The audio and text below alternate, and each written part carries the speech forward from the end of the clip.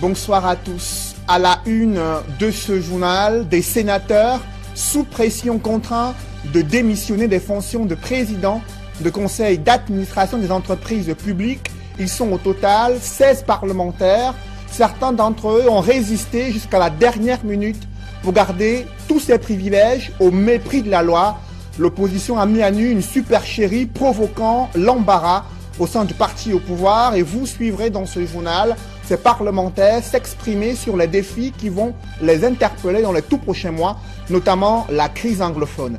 Et l'escalade de violences meurtrières décriée sur le théâtre de la crise anglophone a poussé des chefs traditionnels à boycotter les parades marquant la fête du travail à Bamenda. C'est un grand reportage réalisé dans le chaudron de la crise anglophone, là où des exactions se multiplient malgré le fort déploiement sécuritaire.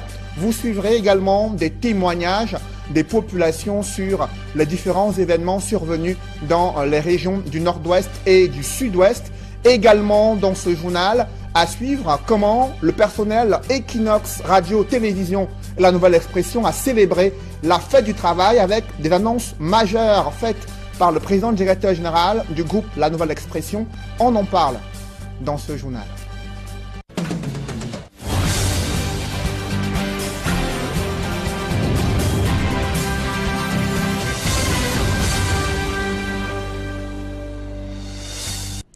Merci de suivre cette édition complète de l'information sur Equinox Télévision.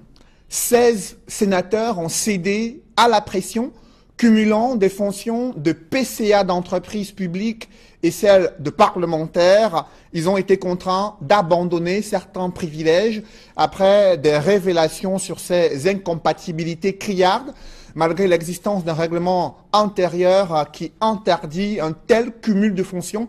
Ils ont résisté pratiquement jusqu'à la dernière minute. Aujourd'hui, ces 16 parlementaires, des sénateurs, ont tous choisi de conserver leur siège de sénateur. On fait le point avec Marcelin Gansop.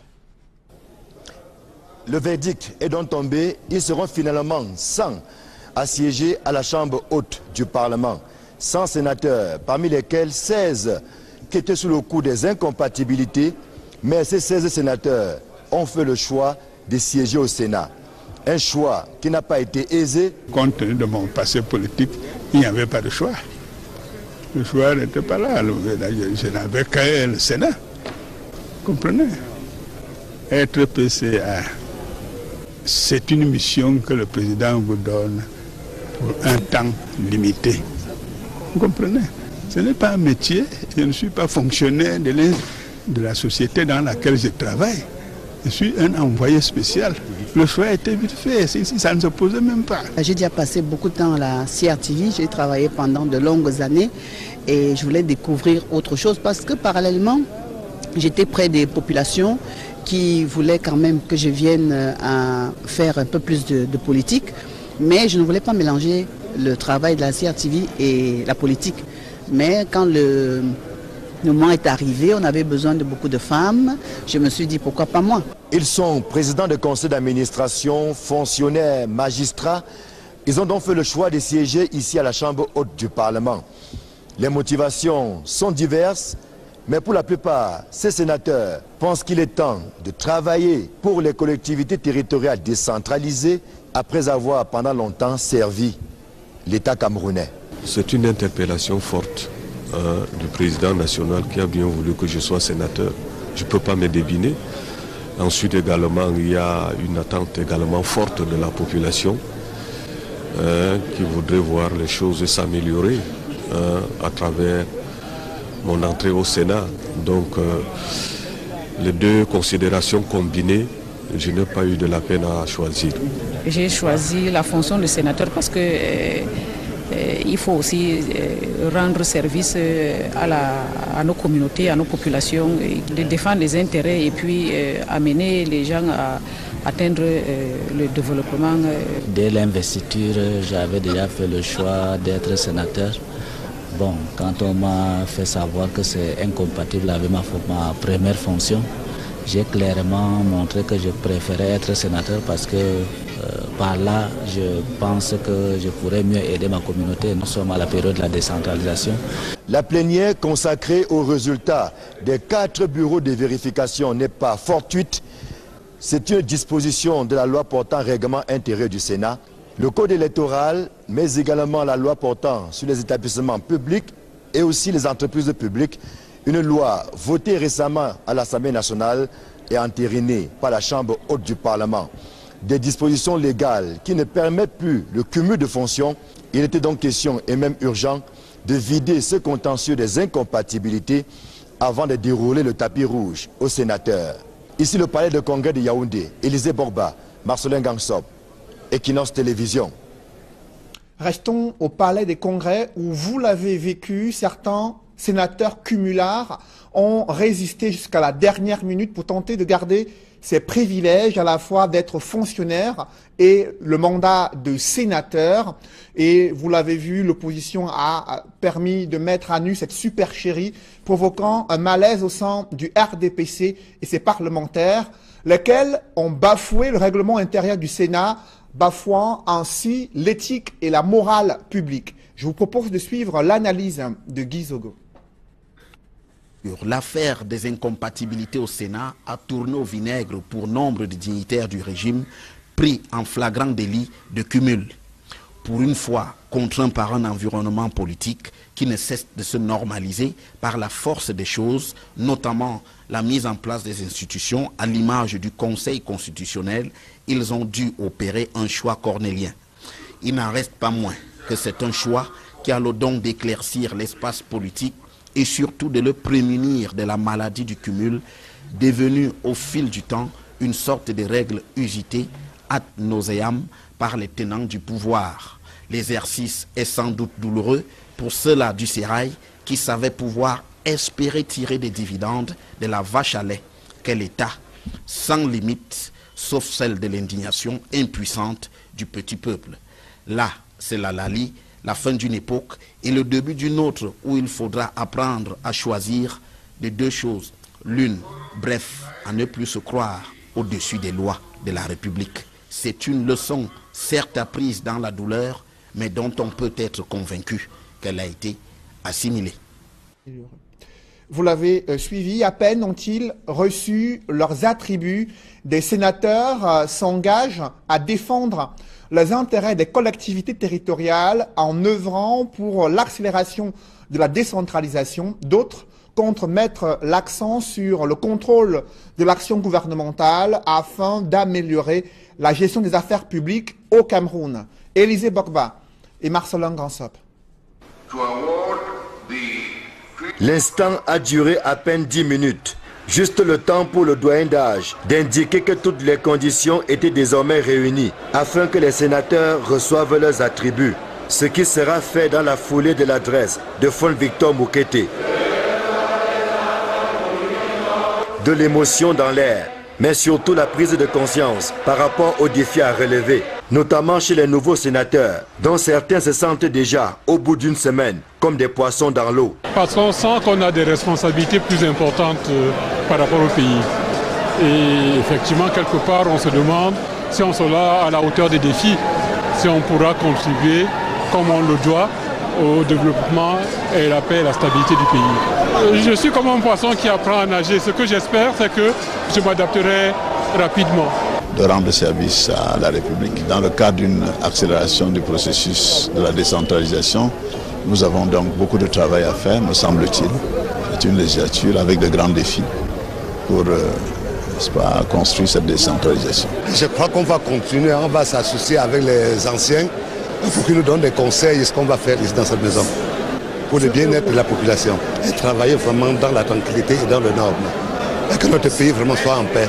Et de vivre ensemble, vraiment, il faut qu'on nous croie de ça. Avec le Sénat, on va débattre sur les sujets, les matières importantes, pour que vraiment la solution que nous cherchons à les problèmes qu'on a au pays, ça peut durer. Les anciens sénateurs qui inaugurent leur deuxième mandat ne se sentent pas moins concernés et engagés dans la poursuite des missions dévolues à la Chambre haute du Parlement. Vous savez, je ne peux qu'être très heureux. Vous savez, les attributs pour la deuxième mandature de la Chambre haute, pour moi, c'est une grâce. Et c'est un mandat de défi. Le défi de la décentralisation dans nos régions. Le défi de ramener la prospérité et le bonheur à nos populations. Et le défi d'être très offensif parce que les populations ne sauraient comprendre qu'à la deuxième mandature, on n'arrive pas à régler tous les problèmes dans nos régions. Ça serait impardonnable pour nous. Je peux essayer de promettre mes électeurs que je vais travailler particulièrement pour adresser le problème anglophone. Ma population souffre, la situation aux régions du sud-ouest et nord-ouest est grave. C'est le moment d'amener la vérité aux autorités de notre pays. Et pour que, avec la vérité, on peut chercher la solution. Après la vérification des mandats et le port des attributs, place dans les prochains jours à la mise en place du bureau du Sénat. La question qui taraude les esprits est celle de savoir si Marcel Nyat Difendi sera reconduit au perchoir. L'on ne perd rien à attendre. Prenons à présent les dernières nouvelles sur le théâtre de la crise anglophone. Je vous en parlais en début de semaine. Le prêtre, l'abbé William Neba, prêtre de l'église catholique à Mboyo, a été libéré au bout de 48 heures de captivité. C'est encore flou sur les conditions de son kidnapping et de sa libération. Quelles négociations ont été menées? Jusqu'ici, rien ne filtre au sein de l'église catholique ni du côté des autorités administratives. Néanmoins, un couvre-feu a été instauré durant une semaine dans le département de Boyo, là où il y a eu justement cet enlèvement d'un prêtre dans une paroisse catholique. Et cette escalade des violences meurtrières inquiète de plus en plus les populations.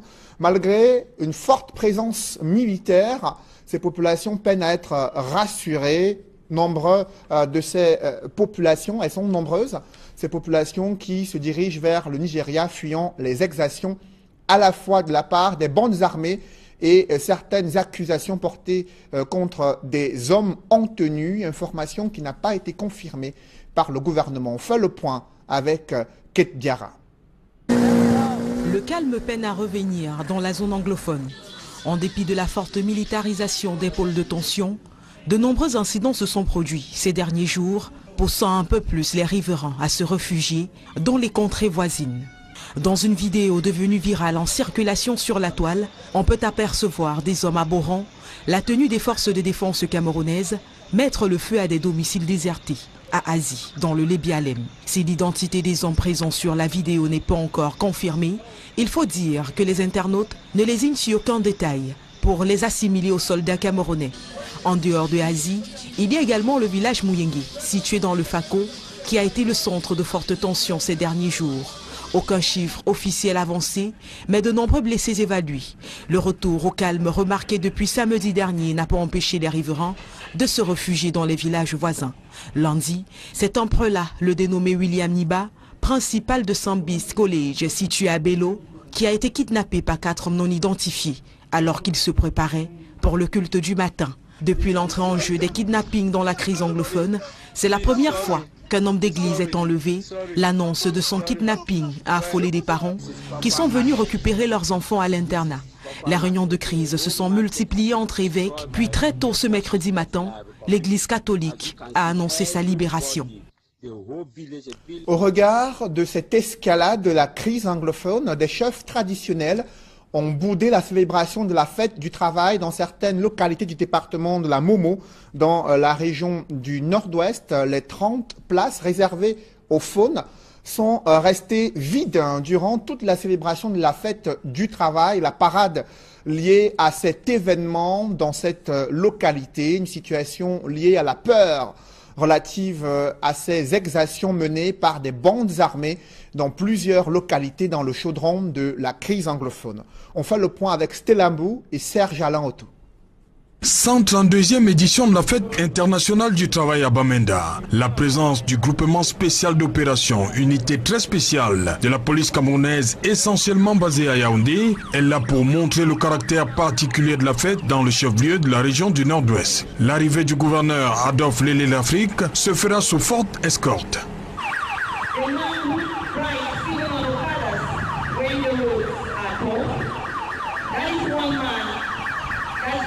Un bruit assourdissant qui traverse toute la ville morte de Bamenda, comme ici. Au marché des vivres, comptoirs et boutiques sont restés fermés en cette deuxième journée de la semaine. Une ambiance morose qui n'a pas drainé grand monde à l'avenue commerciale, lieu de célébration. Adolphe Lélé l'Afrique salue les travailleurs courageux de Bamenda. Leur présence ici est un indicateur. Ils ont bravé déjà la peur. Et je voulais leur dire de continuer et de remobiliser certains qui auraient encore peur, certains qui douteraient encore. Leur dire que la République est debout. Elle fait cette face à beaucoup de difficultés. Mais c'est l'occasion de se remobiliser comme un seul homme pour renouveler le pacte républicain. Quittons la Mésame pour la Momo. Premier constat, une arrivée sous très faible escorte du préfet Absalom Monono.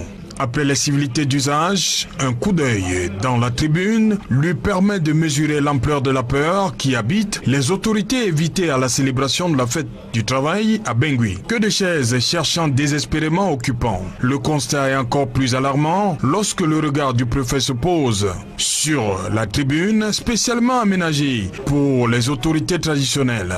Pas l'ombre d'un seul faune, 30 sièges vides. Ici à Bangui, le courage des rares travailleurs venus participer au défilé est fortement salué. Après les élèves et enseignants du Nord-Ouest, la peur a gagné les travailleurs le temps d'une célébration, malgré tout, bien rythmée.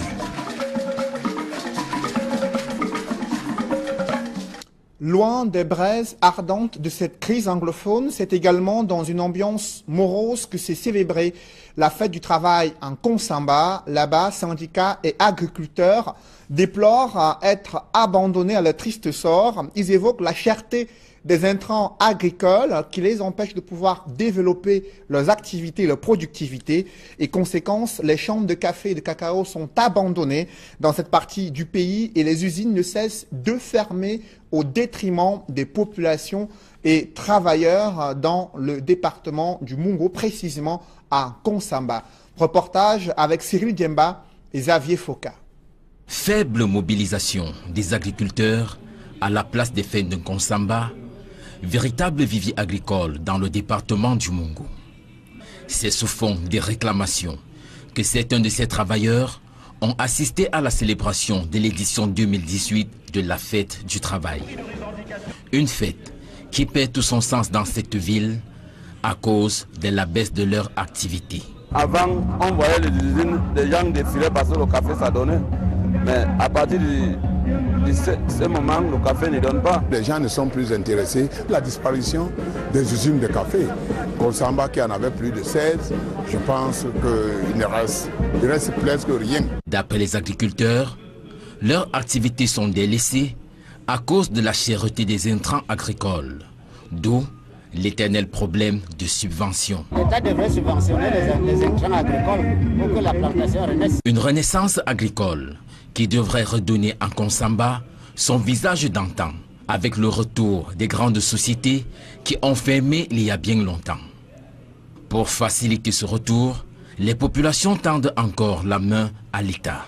L'interpellation, c'est au gouvernement de ramener toutes ces sociétés qui s'occupaient de l'agriculture. En attendant, les syndicats et chefs d'entreprise plaident pour l'instauration effective du dialogue social au sein de quelques entreprises qui ont survécu à cette crise. Nous continuons d'interpeller les pouvoirs publics afin qu'ils puissent mettre sur pied un cadre de dialogue serein pour le développement et l'épanouissement des travailleurs. Malgré tout, les autres corps de métier ont pris part à la parade qui s'est déroulée devant le préfet du Mungo, Galim Irinengon, qui a promis transmettre toutes les doléances qu'il a reçues à la hiérarchie. Avec le plus grand soin possible. Dans les coulisses de la parade liée à la fête du travail, les défilants ont vécu un véritable calvaire à Douala, c'est le constat qu'a fait Auréole Choumi dans ce reportage. Le soleil, comme on ne s'y attendait pas. La canicule a été le principal invité surprise à la vallée de la Besseke, ici à Douala.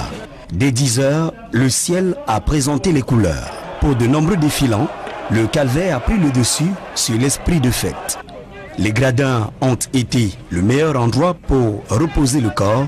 D'autres, moins astucieux, ont choisi le terre-plein central. Pour les dames au talon, l'ennui, cette fois, n'était pas au rendez-vous. Mais pour les ballerines, dites chinoises ou chinoiseries, bonjour la chaleur. Dans la grande tribune, tout servait d'éventail. Enveloppe, carton d'invitation, mouchoir, Kleenex, il fallait trouver une astuce pour se ventiler. Pas de climatiseur ni de ventilateur, le soleil et sa chaleur ont été les maîtres de cette 132e édition de la fête du travail à Douala.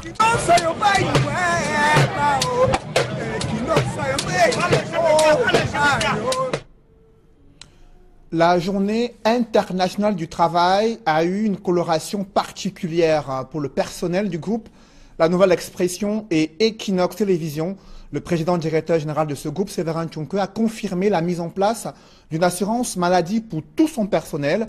Une nouvelle qui a réjoui l'ensemble des journalistes, techniciens et bien sûr commerciaux et directrices administratives et financières de ce groupe. Également, d'autres activités ludiques ont été organisées autour d'un repas copieux qui a été pris dans un espace chic dans la capitale économique du Cameroun. Reportage Flavien Valodongo. Un décor féerique, un personnel joyeux. La motivation vient de l'annonce de l'effectivité de la couverture sanitaire pour tous les employés du groupe La Nouvelle Expression. À partir de ce mois de mai, donc, une assurance maladie pour tout le personnel qui lui permettra d'être pris en charge dans les centres hospitaliers. C'est une carte d'assurance maladie.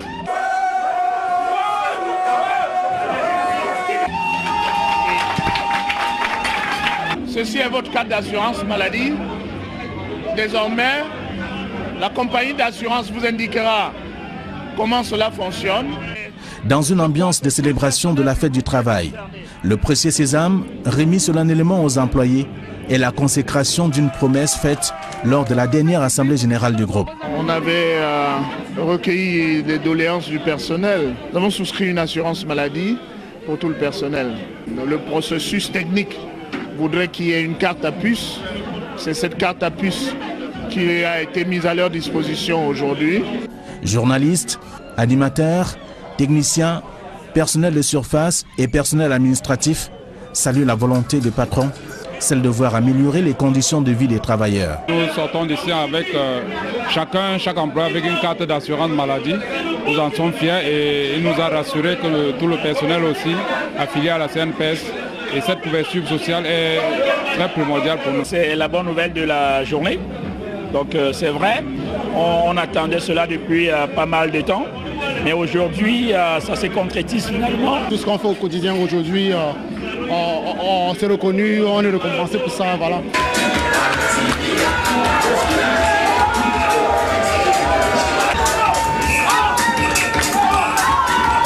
C'est donc un indice qui démontre à suffire que le groupe La Nouvelle Expression marque des pas vers le développement et confirme sa place de leader dans la presse privée au Cameroun. Donc on applaudit encore pour le PDG parce que c'est un patron qui est conscient.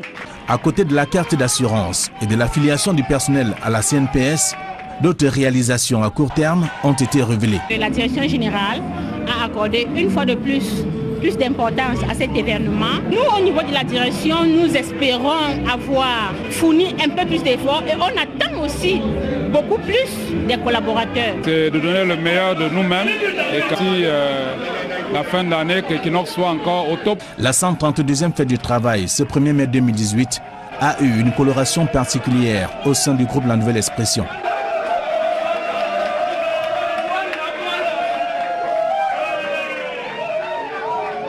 Le concours de danse, la plus belle tenue du jour,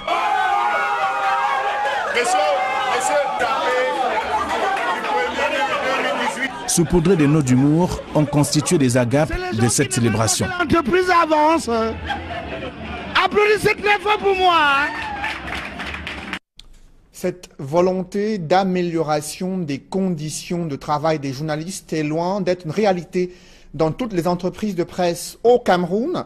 Du coup, ils sont nombreux qui désertent le plus beau métier du monde afin d'exercer leurs compétences dans des organisations internationales ou des entreprises privées. Par contre, certains journalistes, malgré ces conditions difficiles, malgré l'accès difficile aux sources d'information et la précarité du métier, ils continuent d'exercer le plus beau métier du monde, pas passion, également pas détermination pour améliorer l'accès et le droit à l'information pour la majorité des Camerounais. Des regards croisés des journalistes qui sont restés dans la profession et ceux qui ont déserté le métier, c'est dans ce reportage signé Sylvestre Hippolyte Zangao.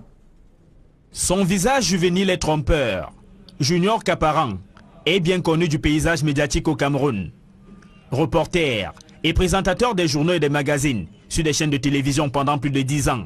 Ce journaliste a pourtant décidé de tourner la page de cette profession pour poursuivre sa carrière au sein d'une multinationale. Pour ce qui me concerne, je vois deux raisons principales. La première, c'est la recherche d'un environnement humanisant. On a travaillé dans un environnement qui est un peu compliqué, qui est figé, j'allais même dire statique par rapport à un certain nombre de choses. Vous pouvez arriver comme journaliste, vous y travaillez pendant des années. Au meilleur des cas, vous devenez rédacteur en chef et après, on ne sait plus. Parce que pour devenir directeur dans notre environnement média, on sait qu'il ne faut pas seulement être bon. Il y a d'autres considérations qui rentrent en jeu.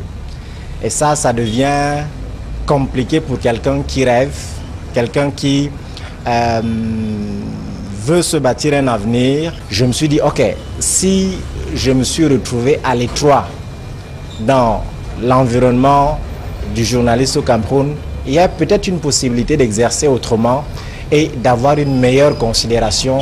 Si Junior Kaparan et bien d'autres ont choisi de quitter les rédactions, certains ont décidé d'y consacrer leur vie. C'est le cas de David Nou, rédacteur en chef depuis plusieurs années. Il travaille au quotidien La Nouvelle Expression depuis 27 ans. J'ai choisi de rester dans la presse parce que dès le départ, c'était un peu comme une vocation. Parce que en 91, je rentre dans l'équipe de La Nouvelle Expression. Je suis le seul reporter qui court dans tout le pays. Entre-temps, je me rends compte que beaucoup de camarades, beaucoup d'amis avec qui nous avons commencé choisissent d'aller ailleurs. Je comprends qu'ils veulent d'autres opportunités. Mais moi, je veux être journaliste, je voulais être journaliste. Je suis resté journaliste. J'ai appris à travers ce métier que pour rester journaliste, il faut éviter, il ne faut pas être tenté par de l'argent. Parce que un journaliste qui est tenté par beaucoup d'argent ne peut plus bien assumer ce métier. Moi, je l'ai choisi. Je ne regrette pas d'être journaliste. Dans un contexte où les besoins s'accumulent, la passion ne suffit pas pour motiver un journaliste, affirment ceux qui ont quitté la profession. Ceux-là qui vous parlent de passion en direct, nous savons exactement comment ça se passe dans le côté jardin. Ce n'est pas toujours évident. Je ne dis pas que les gens ne doivent pas vivre leurs rêves, mais on peut prolonger ce rêve-là. Et c'est ce que moi, particulièrement, j'ai choisi de faire. Après plus d'une trentaine d'années passées comme journaliste, David Nou affirme que y rester est une question de choix et de principe. Je le comprends. Je ne peux pas dire qu'il n'était pas passionné. Mais je veux dire qu'il n'était pas autant passionné que moi. Et qu'ils ont été plus tentés que moi. Parce que quand c'est difficile, des gens choisissent de changer de formule. Quand c'est difficile, les gens choisissent de changer de métier. Les gens vont là où ils peuvent gagner plus facilement leur vie. D'aucuns vont dire que j'ai manqué où aller, mais je suis quand même quelque part. Je suis quelque part. Et donc, ils ne peuvent pas savoir quelles sont les opportunités que moi j'ai eues, mais j'ai choisi d'être journaliste. Ainsi pensent donc les professionnels des médias au Cameroun. Ceux qui tiennent ou comptent tenir bon malgré les difficultés. Et ceux qui préfèrent aller chercher fortune ailleurs. Parlons à présent de ce grave incendie qui a consumé une quinzaine de boutiques au marché principal des Écarts, des commerçants qui n'ont que leurs yeux pour pleurer au regard des nombreux dégâts matériels. Aucune perte en vie humaine n'a été signalée jusqu'ici. L'origine de l'incendie reste inconnue, mais certains témoins pointent déjà un doigt accusateur sur les branchements électriques anarchiques dans ce marché à Iseka. On en parle avec Leclerc Sakem et Joël Niem. Cette fumée noire, sous le ciel de la ville d'Iseka, traduit à suffisance l'incendie qui a ravagé près de 15 boutiques dans l'espace marchand de cette ville. À minuit 27, pendant que nous sommes au carrefour, on a vu seulement le feu sortir. Alors nous nous disions, peut-être c'est la masse venant de la zone. Et on était en fait en ville, subitement on a vu les boutiques prendre feu. Là déjà les boutiques, c'est plus de 15 boutiques qui ont pris feu. Voilà, c'est grave, c'est catastrophique. Le coupable est vite trouvé. Alors nous nous disions, peut-être c'est la masse venant de la zone. C'est une fête du 1er mai triste pour ces commerçants qui ont vu leurs économies réduites en cendres. Certains commerçants envisagent quitter la ville. Je vais rentrer au village parce que j'ai 8 enfants à nourrir. Vraiment, je suis désolé. L'effort conjugué de la population, des forces de maintien de l'ordre, sous l'œil gendarme du sous-préfet, ont permis de circonscrire les flammes. Les faits deviennent récurrents dans les espaces marchands au Cameroun où la plupart des incendies sont provoqués par le mauvais branchement du courant électrique. Parlons à présent de ces querelles de leadership qui font rage dans plusieurs communautés du département des Hauts-Plateaux, région de l'Ouest. Deux individus se disputent le trône de la chefferie dans la communauté Balougum. L'autorité administrative et les populations ont chacune choisi celui qui est considéré comme chef de cette communauté Balougum. Des détails avec Dallas Kana et Jean-Paul Chouniat. La désignation d'un chef de 3e degré de Balungu à Bangou le 25 avril dernier vient raviver les tensions entre les deux communautés. L'autorité administrative s'appuie sur la loi pour reconnaître Chedjungamo Ayek comme chef des Balungu. Il y a l'arrêté de 1967 qui a clarifié le nom de chefs. Il y a l'arrêté de 90 qui a corrigé tout manquement et qui a régularisé les créations de chefferies de 3e degré au sein de l'arrondissement de Bangou. L'autorité administrative s'adosse aussi sur les us et coutumes du coin pour confirmer le nouveau chef des Balungu à ce poste. Kamo a succédé à Nana qui est fils de Nana, de son vivant. Il est décédé. Kamo Ngamo aussi décédé aujourd'hui. On a organisé le funérailles, on a arrêté comme successeur Sejou Kamo.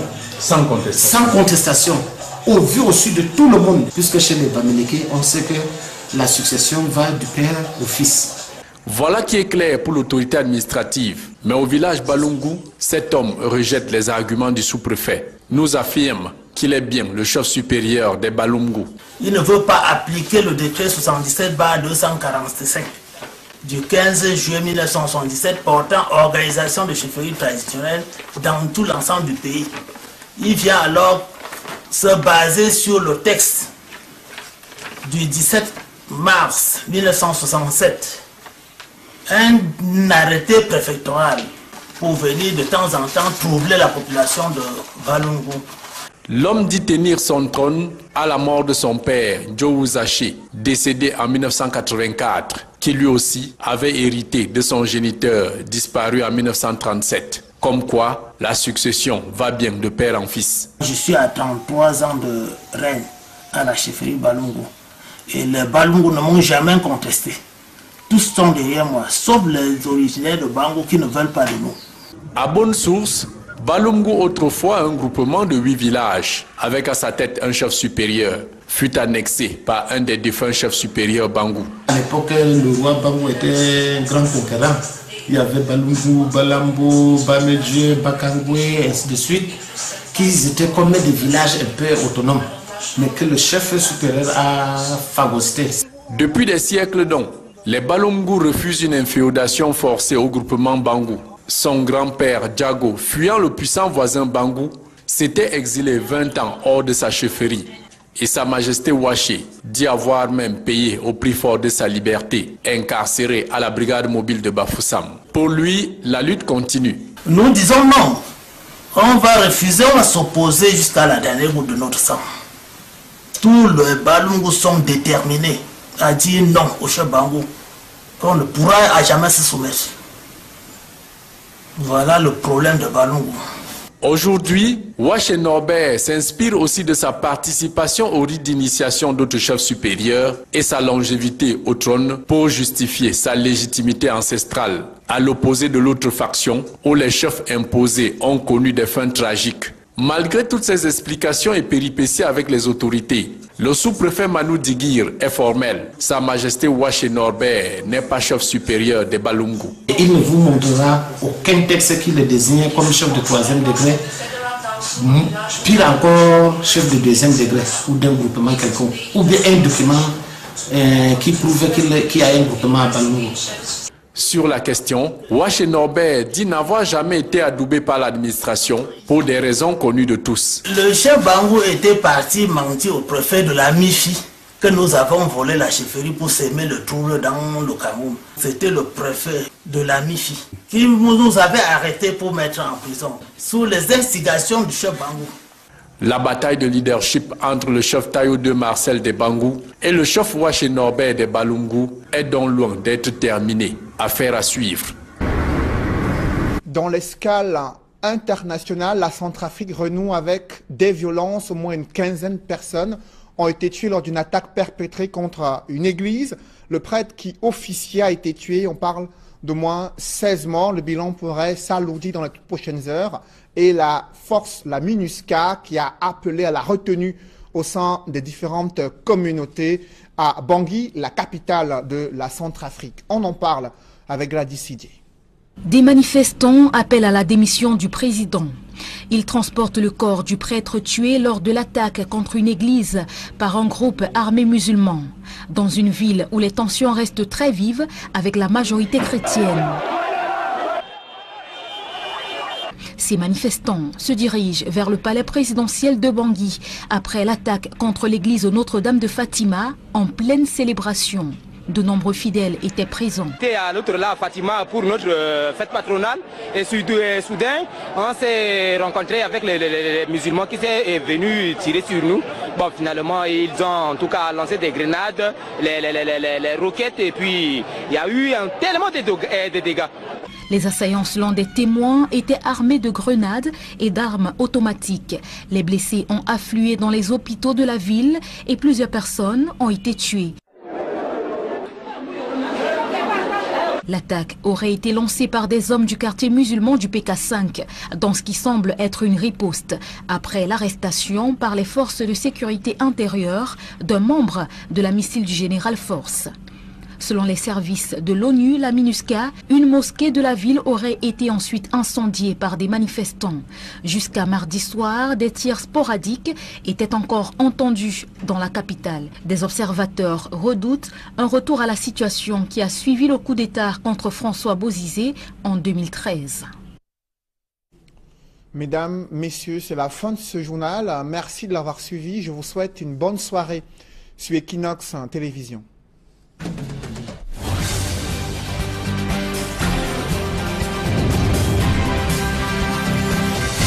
S'y attendait pas. La canicule a été le principal invité surprise à la vallée de la Besseke, ici à Douala. Dès 10 h, le ciel a présenté les couleurs. Pour de nombreux défilants, le calvaire a pris le dessus sur l'esprit de fête. Les gradins ont été le meilleur endroit pour reposer le corps. D'autres, moins astucieux, ont choisi le terre-plein central.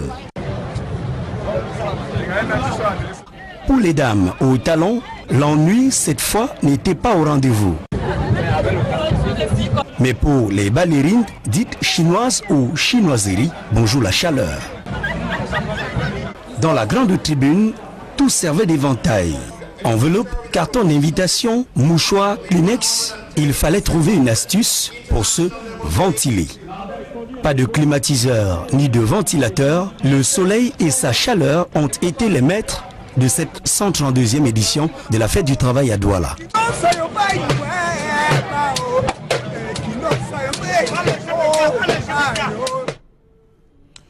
La journée internationale du travail a eu une coloration particulière pour le personnel du groupe La Nouvelle Expression et Equinox Télévision. Le président directeur général de ce groupe, Séverin Tchonke, a confirmé la mise en place d'une assurance maladie pour tout son personnel. Une nouvelle qui a réjoui l'ensemble des journalistes, techniciens et bien sûr commerciaux et directrices administratives et financières de ce groupe. Également, d'autres activités ludiques ont été organisées autour d'un repas copieux qui a été pris dans un espace chic dans la capitale économique du Cameroun. Reportage Flavien Valodongo. Un décor féerique, un personnel joyeux. La motivation vient de l'annonce de l'effectivité de la couverture sanitaire pour tous les employés du groupe La Nouvelle Expression. À partir de ce mois de mai, donc, une assurance maladie pour tout le personnel qui lui permettra d'être pris en charge dans les centres hospitaliers. C'est une carte d'assurance maladie.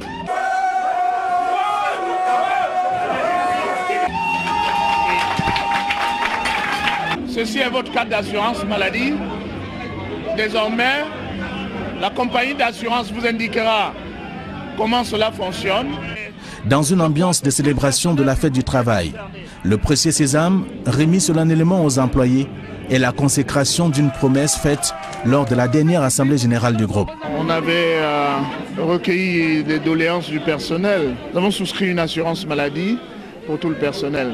Le processus technique voudrait qu'il y ait une carte à puce. C'est cette carte à puce qui a été mise à leur disposition aujourd'hui.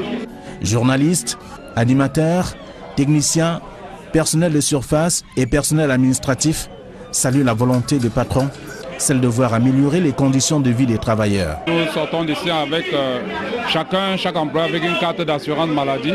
Nous en sommes fiers et il nous a rassuré que tout le personnel aussi affilié à la CNPS. Et cette couverture sociale est très primordiale pour nous. C'est la bonne nouvelle de la journée. Donc c'est vrai, on attendait cela depuis pas mal de temps. Mais aujourd'hui, ça se concrétise finalement. Tout ce qu'on fait au quotidien aujourd'hui, on s'est reconnu, on est récompensé pour ça. Voilà.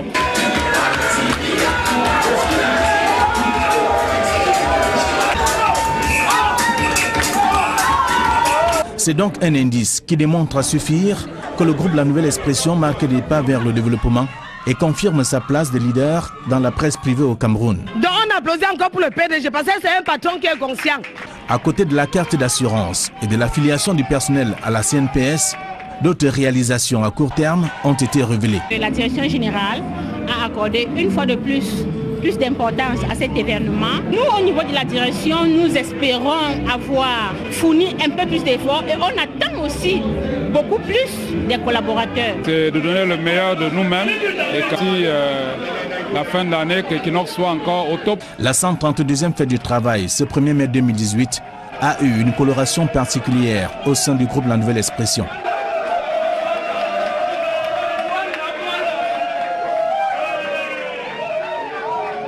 Le concours de danse, la plus belle tenue du jour,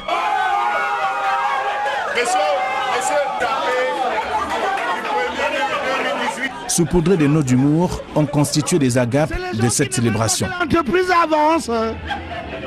Applaudissez très fort pour moi.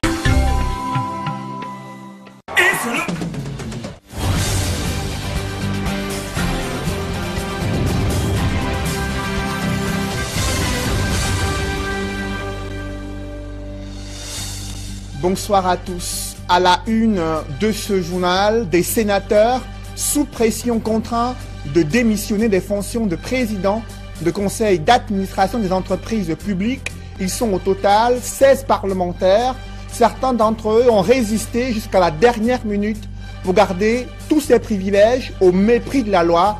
L'opposition a mis à nu une supercherie provoquant l'embarras au sein du parti au pouvoir et vous suivrez dans ce journal ces parlementaires s'exprimer sur les défis qui vont les interpeller dans les tout prochains mois, notamment la crise anglophone.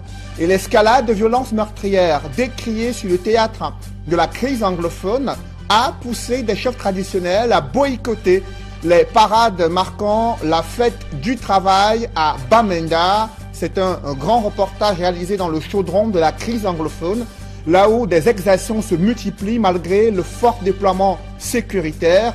Vous suivrez également des témoignages des populations sur les différents événements survenus dans les régions du nord-ouest et du sud-ouest.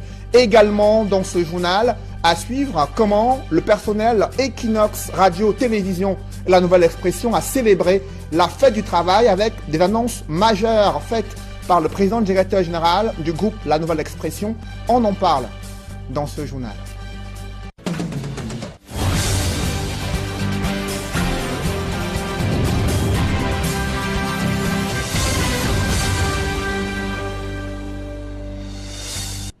Merci de suivre cette édition complète de l'information sur Equinox Télévision. 16 sénateurs ont cédé à la pression, cumulant des fonctions de PCA d'entreprises publiques et celles de parlementaires. Ils ont été contraints d'abandonner certains privilèges après des révélations sur ces incompatibilités criardes. Malgré l'existence d'un règlement intérieur qui interdit un tel cumul de fonctions, ils ont résisté pratiquement jusqu'à la dernière minute. Aujourd'hui, ces 16 parlementaires, des sénateurs, ont tous choisi de conserver leur siège de sénateur. On fait le point avec Marcelin Gansop. Le verdict est donc tombé. Ils seront finalement 100 à siéger à la Chambre haute du Parlement. 100 sénateurs, parmi lesquels 16 qui étaient sous le coup des incompatibilités, mais ces 16 sénateurs ont fait le choix de siéger au Sénat. Un choix qui n'a pas été aisé. Compte tenu de mon passé politique, il n'y avait pas de choix. Le choix n'était pas là. Je n'avais qu'à le Sénat. Vous comprenez? Être PCA, c'est une mission que le président vous donne pour un temps limité. Vous comprenez? Ce n'est pas un métier, je ne suis pas fonctionnaire de la société dans laquelle je travaille. Je suis un envoyé spécial. Le choix a été vite fait, ça ne se posait même pas. J'ai déjà passé beaucoup de temps à la CRTV, j'ai travaillé pendant de longues années et je voulais découvrir autre chose parce que parallèlement, j'étais près des populations qui voulaient quand même que je vienne à faire un peu plus de politique, mais je ne voulais pas mélanger le travail de la CRTV et la politique. Mais quand le moment est arrivé, on avait besoin de beaucoup de femmes. Je me suis dit, pourquoi pas moi? Ils sont présidents de conseil d'administration, fonctionnaires, magistrats. Ils ont donc fait le choix de siéger ici à la Chambre haute du Parlement. Les motivations sont diverses, mais pour la plupart, ces sénateurs pensent qu'il est temps de travailler pour les collectivités territoriales décentralisées après avoir pendant longtemps servi l'État camerounais. C'est une interpellation forte du président national qui a bien voulu que je sois sénateur. Je ne peux pas me deviner. Ensuite également, il y a une attente également forte de la population qui voudrait voir les choses s'améliorer à travers mon entrée au Sénat. Donc les deux considérations combinées, je n'ai pas eu de la peine à choisir. J'ai choisi la fonction de sénateur parce que il faut aussi rendre service à nos communautés, à nos populations, de défendre les intérêts et puis amener les gens à atteindre le développement. Fête dans le chef-lieu de la région du Nord-Ouest. L'arrivée du gouverneur Adolphe Lélé Lafrique se fera sous forte escorte.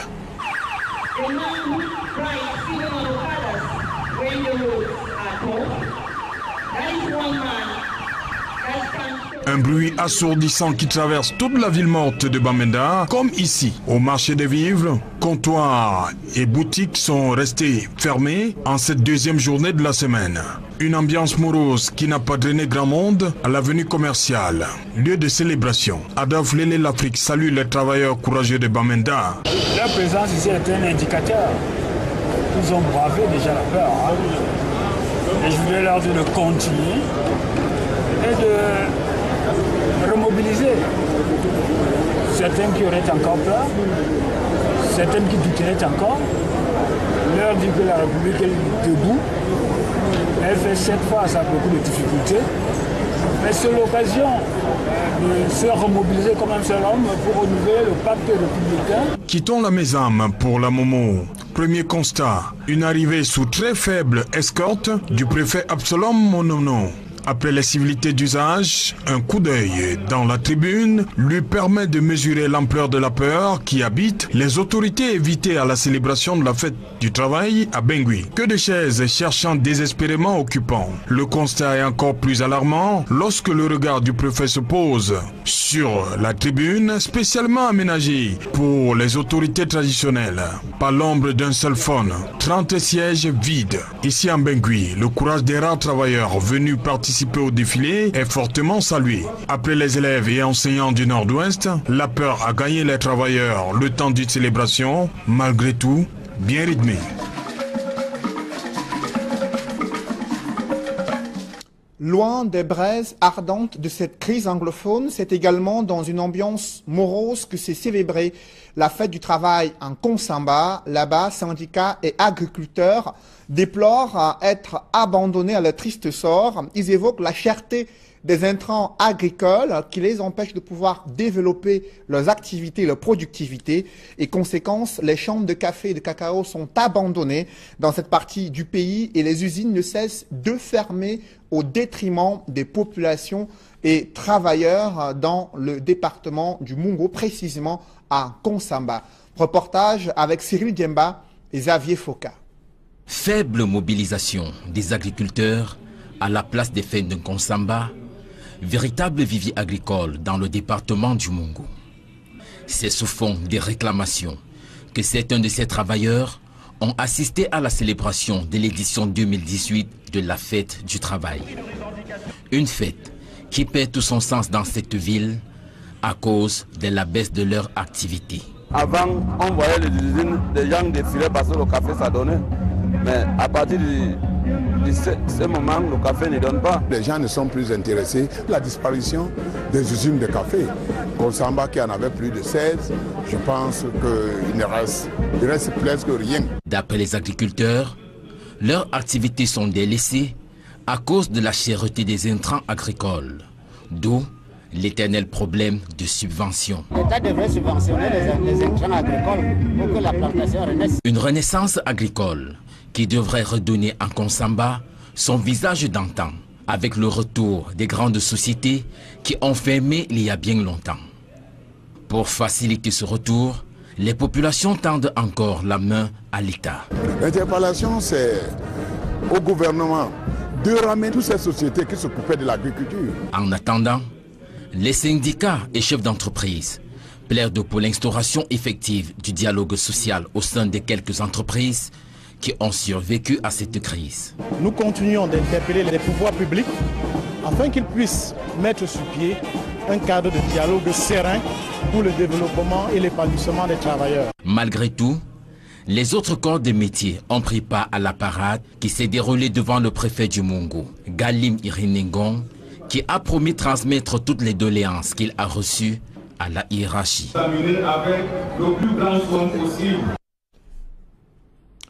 Dans les coulisses de la parade liée à la fête du travail, les défilants ont vécu un véritable calvaire à Douala.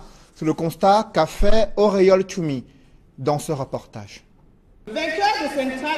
Le soleil, comme on le sait. Les anciens sénateurs qui inaugurent leur deuxième mandat ne se sentent pas moins concernés et engagés dans la poursuite des missions dévolues à la Chambre haute du Parlement. Vous savez, je ne peux qu'être très heureux. Vous savez, les attributs pour la deuxième mandature de la Chambre haute, pour moi, c'est une grâce. Et c'est un mandat de défi. Le défi de la décentralisation dans nos régions. Le défi de ramener la prospérité et le bonheur à nos populations. Et le défi d'être très offensif parce que les populations ne sauraient comprendre qu'à la deuxième mandature, on n'arrive pas à régler tous les problèmes dans nos régions. Ça serait impardonnable pour nous. Je peux essayer de promettre mes électeurs que je vais travailler particulièrement pour adresser le problème anglophone. Ma population souffre, la situation aux régions du sud-ouest et nord-ouest est grave. C'est le moment d'amener la vérité aux autorités de notre pays. Et pour que, avec la vérité, on peut chercher la solution. Après la vérification des mandats et le port des attributs, place dans les prochains jours à la mise en place du bureau du Sénat. La question qui taraude les esprits est celle de savoir si Marcel Nyat Difendi sera reconduit au perchoir. L'on ne perd rien à attendre. Prenons à présent les dernières nouvelles sur le théâtre de la crise anglophone. Je vous en parlais en début de semaine. Le prêtre, l'abbé William Neba, prêtre de l'église catholique à Mboyo, a été libéré au bout de 48 heures de captivité. C'est encore flou sur les conditions de son kidnapping et de sa libération. Quelles négociations ont été menées? Jusqu'ici, rien ne filtre au sein de l'église catholique ni du côté des autorités administratives. Néanmoins, un couvre-feu a été instauré durant une semaine dans le département de Boyo, là où il y a eu justement cet enlèvement d'un prêtre dans une paroisse catholique. Et cette escalade des violences meurtrières inquiète de plus en plus les populations. Malgré une forte présence militaire, ces populations peinent à être rassurées. Nombreuses de ces populations, elles sont nombreuses, ces populations qui se dirigent vers le Nigeria, fuyant les exactions à la fois de la part des bandes armées et certaines accusations portées contre des hommes en tenue, information qui n'a pas été confirmée par le gouvernement. On fait le point avec Kate Diarra. Le calme peine à revenir dans la zone anglophone. En dépit de la forte militarisation des pôles de tension, de nombreux incidents se sont produits ces derniers jours, poussant un peu plus les riverains à se réfugier dans les contrées voisines. Dans une vidéo devenue virale en circulation sur la toile, on peut apercevoir des hommes abhorrants, la tenue des forces de défense camerounaises, mettre le feu à des domiciles désertés à Azi, dans le Lébialem. Si l'identité des hommes présents sur la vidéo n'est pas encore confirmée, il faut dire que les internautes ne lésinent sur aucun détail pour les assimiler aux soldats camerounais. En dehors de Azi, il y a également le village Mouyengue, situé dans le Fako, qui a été le centre de fortes tensions ces derniers jours. Aucun chiffre officiel avancé, mais de nombreux blessés évalués. Le retour au calme remarqué depuis samedi dernier n'a pas empêché les riverains de se réfugier dans les villages voisins. Lundi, cet empereur-là, le dénommé William Niba, principal de Sambis College situé à Bello, qui a été kidnappé par 4 hommes non identifiés alors qu'il se préparait pour le culte du matin. Depuis l'entrée en jeu des kidnappings dans la crise anglophone, c'est la première fois qu'un homme d'église est enlevé. L'annonce de son kidnapping a affolé des parents qui sont venus récupérer leurs enfants à l'internat. Les réunions de crise se sont multipliées entre évêques, puis très tôt ce mercredi matin, l'église catholique a annoncé sa libération. Au regard de cette escalade de la crise anglophone, des chefs traditionnels ont boudé la célébration de la fête du travail dans certaines localités du département de la Momo, dans la région du Nord-Ouest. Les 30 places réservées aux faunes sont restées vides durant toute la célébration de la fête du travail, la parade liée à cet événement dans cette localité, une situation liée à la peur relative à ces exactions menées par des bandes armées dans plusieurs localités dans le chaudron de la crise anglophone. On fait le point avec Stella Mbou et Serge Alain Otto.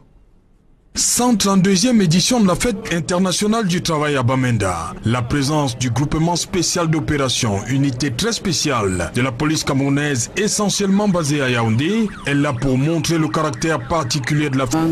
Dès l'investiture, j'avais déjà fait le choix d'être sénateur. Bon, quand on m'a fait savoir que c'est incompatible avec ma première fonction, j'ai clairement montré que je préférais être sénateur parce que par là, je pense que je pourrais mieux aider ma communauté. Nous sommes à la période de la décentralisation. La plénière consacrée aux résultats des 4 bureaux de vérification n'est pas fortuite. C'est une disposition de la loi portant règlement intérieur du Sénat, le code électoral, mais également la loi portant sur les établissements publics et aussi les entreprises publiques. Une loi votée récemment à l'Assemblée nationale et entérinée par la Chambre haute du Parlement. Des dispositions légales qui ne permettent plus le cumul de fonctions. Il était donc question, et même urgent, de vider ce contentieux des incompatibilités avant de dérouler le tapis rouge aux sénateurs.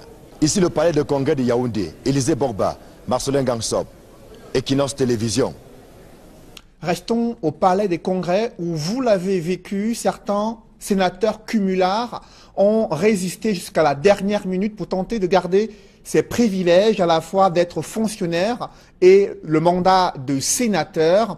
Et vous l'avez vu, l'opposition a permis de mettre à nu cette supercherie, provoquant un malaise au sein du RDPC et ses parlementaires, lesquels ont bafoué le règlement intérieur du Sénat, bafouant ainsi l'éthique et la morale publique. Je vous propose de suivre l'analyse de Guy Zogo. L'affaire des incompatibilités au Sénat a tourné au vinaigre pour nombre de dignitaires du régime pris en flagrant délit de cumul. Pour une fois contraints par un environnement politique qui ne cesse de se normaliser par la force des choses, notamment la mise en place des institutions à l'image du Conseil constitutionnel, ils ont dû opérer un choix cornélien. Il n'en reste pas moins que c'est un choix qui a le don d'éclaircir l'espace politique et surtout de le prémunir de la maladie du cumul, devenue au fil du temps une sorte de règle usitée ad nauseam par les tenants du pouvoir. L'exercice est sans doute douloureux pour ceux-là du sérail qui savaient pouvoir espérer tirer des dividendes de la vache à lait qu'est l'État, sans limite, sauf celle de l'indignation impuissante du petit peuple. Là, c'est la Lali, la fin d'une époque et le début d'une autre où il faudra apprendre à choisir de deux choses. L'une, bref, à ne plus se croire au-dessus des lois de la République. C'est une leçon, certes apprise dans la douleur, mais dont on peut être convaincu qu'elle a été assimilée.